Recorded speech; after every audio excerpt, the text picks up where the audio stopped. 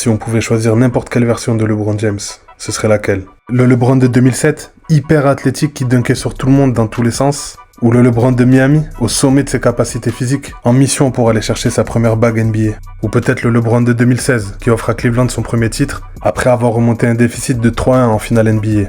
Une première dans l'histoire. Toutes ces versions de LeBron sont juste incroyables. Mais la version qui nous donne l'impression qu'elles ont toutes fusionné entre elles, c'est le LeBron de 2018. Cette année-là, il joue son meilleur basket. Il donne l'impression de maîtriser tous les aspects de son jeu. Son QI basket est à son apogée. Une vision du jeu, toujours en avance sur les autres. Une qualité de passe et un physique hors norme.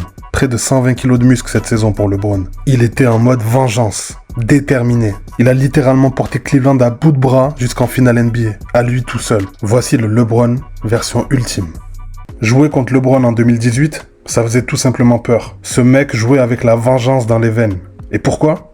En réalité, il suffit juste de regarder les faits. Après avoir offert un titre historique à sa ville en 2016, lui et Kyrie étaient considérés comme le duo numéro 1 de la ligue. Personne n'imaginait que ce serait leur dernier titre ensemble. Et pourtant, ce fut le cas. L'été 2016 connaît l'un des moves les plus weak de l'histoire de la NBA. Après avoir été éliminé par les Warriors en finale de conférence, alors que OKC menait 3 victoires à 1, Kevin Durant signe chez l'ennemi. Ce transfert retourne la NBA. Les Warriors viennent de monter une équipe invincible. Et quand Cleveland perd en finale contre eux en 2017, en retournant au vestiaire, déçu mais confiant, LeBron check Kyrie et lui promet une chose, on reviendra. Mais en réalité, un seul des deux allait revenir. 4 semaines plus tard, Kyrie demande à être transféré. Il ne veut plus être dans l'ombre de LeBron.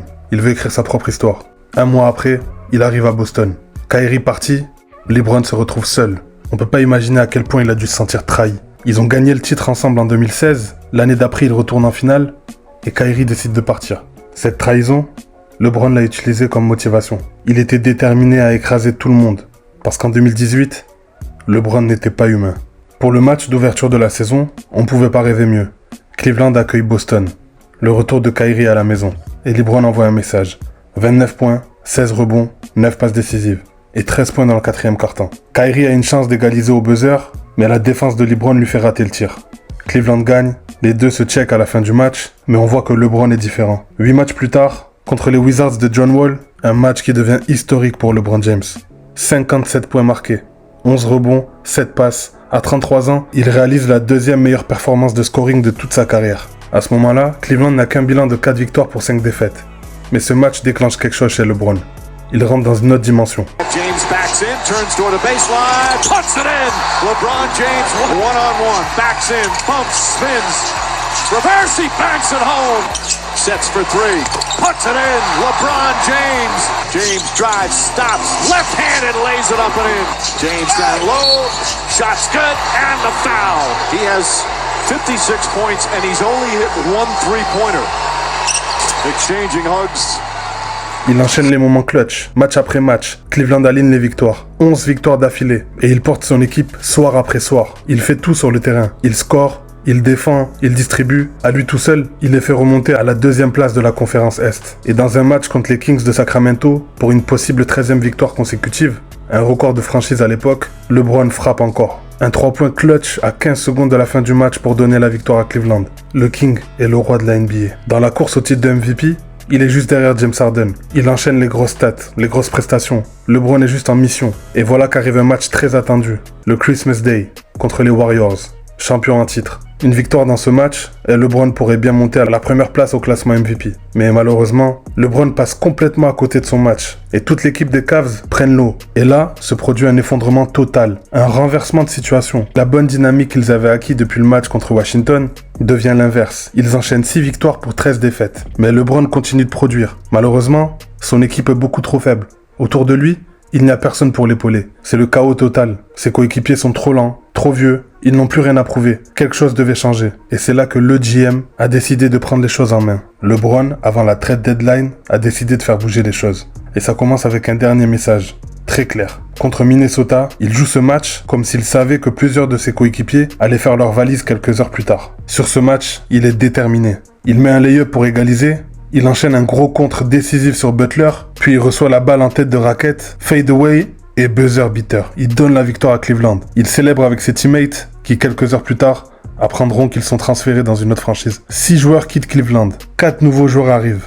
Aucun All-Star, mais des jeunes joueurs qui sont déter et qui peuvent courir et apporter quelque chose sur le terrain. Une équipe construite pour courir derrière LeBron. Et à partir de là, le King va enclencher le mode playoff. Le calendrier passe et on arrive au mois de mars. Et LeBron, lui, passe à la vitesse supérieure. Sur ce mois-ci, LeBron tourne à 31 points de moyenne, 9 rebonds, 9 passes et 55% de réussite au tir. Il claque 9 matchs à plus de 30 points et 4 triples-doubles. Il enchaîne des tomards sur tout le monde, des no-look passes à la Magic Johnson. LeBron est inarrêtable. Il est à son prime absolu. Il domine dans tous les aspects du jeu. Et c'est pas que du show. En avril contre Philadelphie, il claque un triple-double énorme à 44 points. C'est son 32e match à plus de 30 points de la saison. C'était un record cette année-là. Mais malgré tout ça, l'alchimie collective des Cavs ne prend pas. Et c'est là le problème.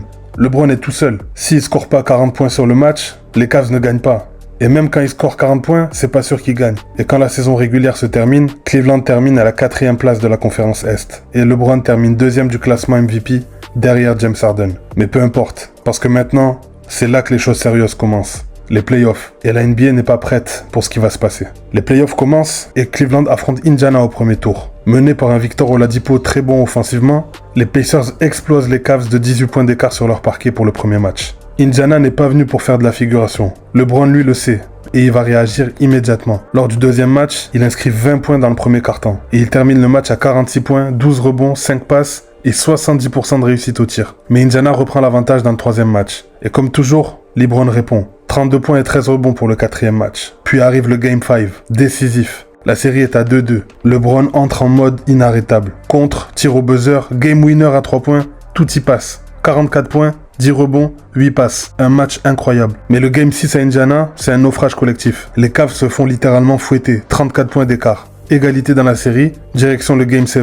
LeBron ne peut pas se faire éliminer au premier tour. Il claque 26 points en première mi-temps et finit le match avec 45 points marqués. C'est son 3e match à plus de 40 points dans la série. Et le plus fou dans tout ça, c'est que aucun de ses teammates n'a marqué plus de 20 points dans un seul match de toute cette série. Il a littéralement tout fait et Cleveland passe le premier tour. Au deuxième tour, Cleveland tombe contre Toronto. Ou plutôt, LeBronto. Les Raptors ont fini premier de la conférence Est, l'équipe la plus régulière de la saison. 3e confrontation en play-off en 3 ans contre Cleveland. Mais cette fois encore, LeBron va faire ce qu'il sait faire de mieux, briser Toronto. Le Game 1 est serré, mais il trouve toujours la faille. Il distribue, il score, il temporise, il accélère le jeu, il fait ce qu'il veut sur le terrain. Cleveland prend le Game 1 et les Raptors doutent déjà. Le deuxième match, LeBron se met en mode artiste. C'est trop easy pour lui. Fade away, tire sur une jambe, dunk, flotteur, il fait ce qu'il veut sur le terrain. Mais le pire reste à venir pour Toronto. Game 3, match ultra serré. Toronto décide de se réveiller. Ils sortent d'une saison incroyable et ils ne veulent pas se faire éliminer des playoffs. Dernière possession du match, LeBron a le ballon dans les mains. Il remonte le terrain, accélère et il nous met un flotteur sur la planche au buzzer. Incroyable. Game winner, les Raptors sont éteints. 3-0, ils ont déjà perdu la série. Et ça se confirme au Game 4. Cleveland termine le travail avec 35 points d'écart. Sweep. LeBron a transformé Toronto en LeBronto. Direction les finales de conférence pour la 8e fois d'affilée pour les Cavaliers. Finale de conférence Est, Cleveland contre Boston. Mais malheureusement, pas de Kyrie Irving. Et c'est bien dommage, parce que je pense que LeBron aurait bien aimé le taffer. Mais une équipe de Celtics jeune et redoutable. Jason Tatum, Jalen Brown, Terry Rozier. Boston est une équipe bien coachée, bien organisée, et en plus de ça, LeBron a une rivalité historique contre les Celtics. Et le Game 1 est une grosse claque pour Cleveland. Défaite de 25 points. LeBron James passe complètement à côté de son match. 15 points, 7 sur 16 et 7 ballons perdus. Mais on connaît la suite. À chaque fois qu'il tombe, il revient 2 fois plus fort. Lors du deuxième match, LeBron arrive sur le terrain avec un regard de tueur. 21 points dans le premier quart-temps. Shoot à 3 points, fade away, dunk, il rentre tout. Termine le match avec un triple-double à 42 points. Mais malgré ça, Cleveland perd. Les Cavs sont menés 2-0. Et Boston, dans son histoire, n'a jamais perdu une série en menant 2-0. Mais ça me rappelle l'histoire de 2016. Leur remontée historique contre les Warriors. LeBron ne joue pas avec les stats. Game 3, il frappe très fort. Game 4, encore plus fort avec 44 points. La série est à égalité, 2-2.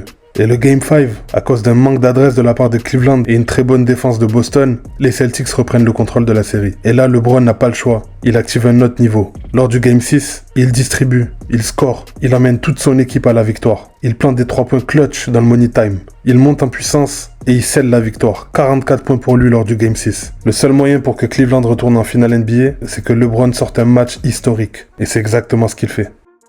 3-on-1 break for Boston. Rozier to the basket. Oh, blocked by James. It's Boston with 3:20 remaining here. Law with a stare down. Back fires a three. Shot short. Rebound tipped and taken by James. Here comes James in the open floor. James grabbed from behind. Count it. Goaltend and one. Putting his team on his back. Takes the contact. Gets the basket. But an incredible display.